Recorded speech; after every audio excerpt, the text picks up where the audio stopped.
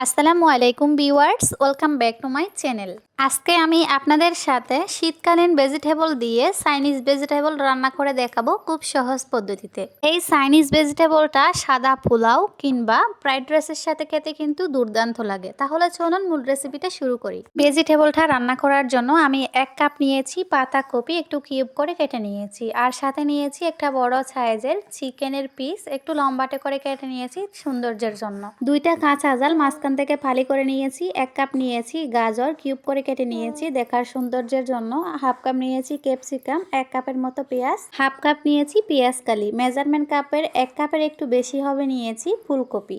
আপনারা চাইলে আপনাদের পছন্দ মতো সবজি দিয়ে রান্নাটা করতে পারেন। এখন কড়াইতে পরিমাণ মতো তেল দিয়ে তেলটা গরম হয়ে এলে দিয়ে দিচ্ছি কিউব করে কাটা পেঁয়াজ আর কাঁচা জালটা অবশ্যই কাটার সময় বীজ ফেলে দেবেন। এতে করে কাঁচা জালের একটা সুঘ্রাণ থাকে, কিন্তু জাল হয় না সবজিটা। এখন পেঁয়াজ আর কাঁচা জালটাকে একটু সফট হয়ে আসা পর্যন্ত ভেজে নেব।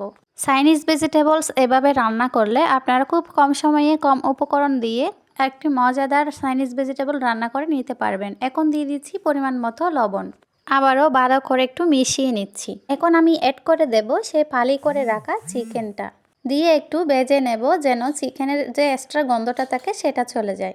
আপনারা যদি পারফেক্টলি চাইনিজ ভেজিটেবল রান্নার স্বাদটা নিতে চান, তাহলে আমার আজকের এই রেসিপিটা ফলো করে রান্নাটা করবেন। তাহলে কিন্তু আপনারা পারফেক্টলি ভেজিটেবলটা রান্না করে নিতে পারবেন। যারা কখনো ঘরে বসে চাইনিজ ভেজিটেবলটা রান্না করেনি, তাহলে আমার আজকের এই রেসিপিটা একটুও না টেনে সম্পূর্ণ ভিডিওটা দেখার অনুরোধ রইল। এই রেসিপিটা যদি ফলো করে আপনারা রান্নাটা করেন, তাহলে 5 টাইমে আপনারা পারফেক্টলি রান্নাটা শিখে যাবেন। এখন আমি দিয়ে দিয়েছি 2 টেবিল চামচের মতো আদা রসুনের পেস্ট।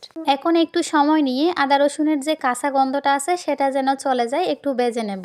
আদা রসুনের কাঁচা গন্ধটা যদি থেকে যায় তাহলে সবজিটা খেতে ভালো লাগে না, তাই একটু বেশি সময় ধরে ভেজে নিতে হয়। ইতিমধ্যে কিন্তু আমি সময় নিয়ে ভেজে নিয়েছি। এখন আমি অ্যাড করে দিচ্ছি হাফ চামচ কাজু বাদাম বাটা। আপনারা চাইলে আপনাদের পছন্দ মতো যে কোনো বাদাম পেস্ট দিতে পারেন। এখন আবারও একটু মিশিয়ে নিচ্ছি। এখন আমি অ্যাড করে দেব সাদা কালো গোলমরিচের গুঁড়া 1 টেবিল চামচ। এখানে গোলমরিচের গুঁড়াটা কিন্তু জালের কাজ করবে না, এটা নিয়ে আমি কষিয়ে নেব। এটাতে শুধু সুন্দর একটা ফ্লেভার ছড়াবে। আপনারা চাইলে শুধুমাত্র গোলমরিচের গুঁড়াটাও ইউজ করতে পারেন, মানে কালোটা, আর সেক্ষেত্রে একটু কম পরিমাণে দেবেন, তাতেই হবে। এখন আমি দিয়ে দিচ্ছি কিউব করে রাখা গাজরটা আগে দেওয়ার কারণ হচ্ছে যে সবজিগুলো আমি ইউজ করতেছি তার মধ্যে গাজরটা একটু শক্ত টাইপের, সেজন্য 5টা দিতে হয়েছে এটা। আপনি যে সবজিগুলো দিয়ে চাইনিজ ভেজিটেবলটা রান্না করেন না কেন, যে সবজিগুলো ইউজ করবেন তার মধ্যে যে শক্ত টাইপের যেটা সবজি সেটা আগে ইউজ করবেন, কারণ শক্ত সবজিগুলো সিদ্ধ হতে একটু টাইম লাগে। এখন আমি কিউব করে কাটা ক্যাপসিকামগুলো দিয়ে দিয়েছি। সব সবজিগুলো একসাথে না দিয়ে এভাবে দাপে দাপে অ্যাড করবেন, এতে করে কিন্তু সবজির কালারটা একেবারে বজায় থাকবে। আপনারা দেখতেই পাচ্ছেন আমি একটা করে সবজি অ্যাড করতেছি আর সাথে সাথে কিন্তু মিশিয়ে নিচ্ছি।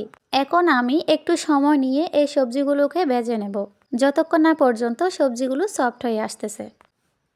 আমার ভিডিওগুলো যদি আপনাদের কাছে ভালো লাগে থাকে, অবশ্যই লাইক কমেন্ট শেয়ার করবেন এবং চ্যানেলটা সাবস্ক্রাইব করে নিয়মিত চ্যানেলের সাথে থাকবেন। অল্প কিছুক্ষণ আমি সবজিগুলো কষিয়ে নিয়ে এখন আমি দিয়ে দিয়েছি ফুলকপিটা দিয়েও সেই সেমভাবে একটু মিশিয়ে নিচ্ছি।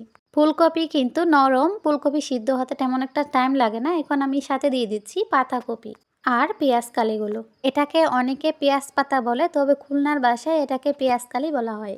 আমি এখন ফাইনালি সব সবজিগুলো একসাথে মিশিয়ে নেব। এই সবজিটা রান্না করতে কোনো টাইম লাগে না, একদম শর্টকাটের ভিতরে হয়ে যায় যদি আপনি পারফেক্টলি রান্নাটা করতে জানেন। এখন আমি 1 কাপ পানি দিয়ে ঢাকনা দিয়ে রান্না করে নেব যতক্ষণ না পর্যন্ত সবজিতে ব্লক চলে আসতেছে। তবে খেয়াল রাখবেন আপনাদের সবজিটা যেন ওভারকুক হয়ে না যায়। ওভারকুক হয়ে গেলে কিন্তু সবজিটা খেতে ভালো লাগে না। এখন আমি একটা বাটিতে নিয়ে নিয়েছি 1 টেবিল চামচ কর্নফ্লাওয়ার, সাথে একটুখানি পানি মিশিয়ে একটা গোলা তৈরি করে নিচ্ছি। এটা দিলে সবজিটা একটু থকথকে লাগবে, যে ঝোলটা রাখবেন সেটা একটু ঘন হবে, খেতেও কিন্তু ভালো লাগে। দেখতে পাচ্ছেন সবজিতে কিন্তু প্রপারলি একটা ব্লক চলে আসছে। এখন আমি একটু মিশিয়ে নিচ্ছি, আর ঢাকনা কিছুতেই দেওয়া যাবে না, এভাবে কিন্তু রান্না করতে হবে। ঢাকনা দিলে আপনার সবজির কালারটা নষ্ট হয়ে যাবে। এখন আমি অ্যাড করে দিচ্ছি সে গুলিয়ে রাখা কর্নফ্লাওয়ার আপনার সবজির উপর ডিপেন্ড করে, যতটুকু লাগতেছে ঝোলটা ঘন হয়ে আসা পর্যন্ত দেবেন, এরপরে আর দেওয়া যাবে না। বেশি হয়ে গেলে কিন্তু সবজিটা একটার সাথে একটা লেগে যাবে। কর্নফ্লাওয়ারটা দেওয়ার সাথে সাথে একটু মিশিয়ে নিতে হবে। এই যে দেখতে পাচ্ছেন আমি একটু মিশিয়ে নিয়ে নিয়ে এখন সব সবজি একেবারে একটু গুছিয়ে দমে বসিয়ে রাখবো 7 থেকে 8 মিনিটের মতো। ফিরে আসলাম 7 মিনিট পর। দেখতেই পাচ্ছেন সবজিটা কিন্তু পুরোপুরি রান্না হয়ে গেছে। আমি একটু কাছ থেকে দেখিয়ে দিচ্ছি, সবজিগুলো কিন্তু প্রপারলি সিদ্ধ হয়েছে, আবার ওভার কুক হয়ে যায়নি। দেখতেই পাচ্ছেন একেবারে কালারটাও কিন্তু সুন্দর আছে। এখন আমি উপর থেকে 1 চিমটি পরিমাণে এলাচের গুঁড়া ছিটিয়ে দিয়ে সবজিটাকে নামিয়ে নিয়েছি।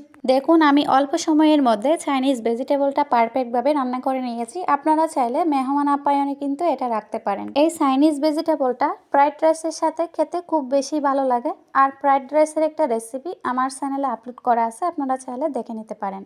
আজকের এই রেসিপিটা কেমন লাগছে কমেন্টস করে জানাবেন। আজকের ভিডিওটা এই পর্যন্তই। দেখা হবে নতুন কোনো রেসিপি নিয়ে। সবাই ভালো থাকবেন, সুস্থ থাকবেন, আমাদের জন্য দোয়া করবেন। আল্লাহ হাফেজ।